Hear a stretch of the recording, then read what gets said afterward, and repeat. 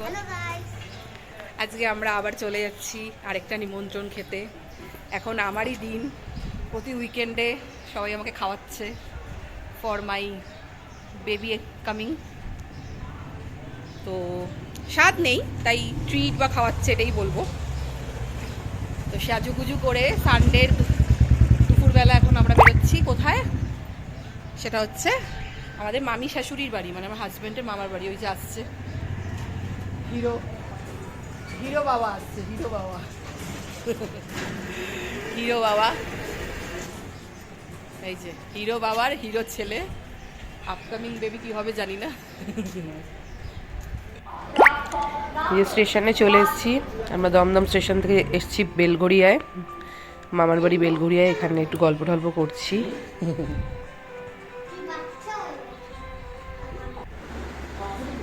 তাকাও।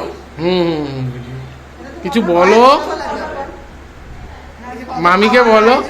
আমার মামি আর মামা দেখতে খুবই সুন্দর লাগছে। হ্যাঁ, মামাকেও ভালো লাগছে, খাবারের থালাটাও খুব সুন্দর লাগছে। এই যে দেওর,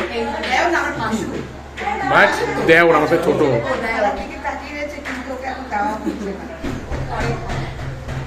বাবা, এই যে আরেক দেওর চলে এসছে।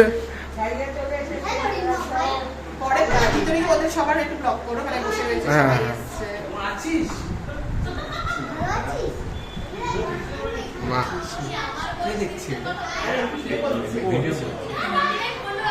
এই যে সব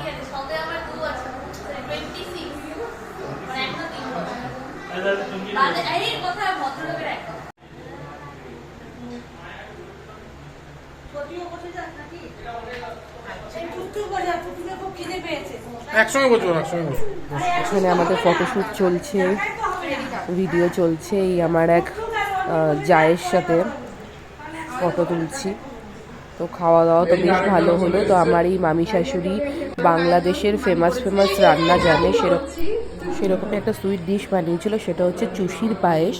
চুষিটাও বাড়িতে নিজে বানিয়েছিল। সেখান থেকে আমার ছেলে চুষি চেয়ে নিয়ে এসছে, পরের দিন আমি বাড়িতে নিজে বানিয়েছিলাম, যেটাও মোটামুটি খেতে ভালো হয়েছিল। মামির মতো অতটা ভালো হয়নি, তাও ফার্স্ট টাইম অ্যাটেম্প করেছি, ভালোই হয়েছিল।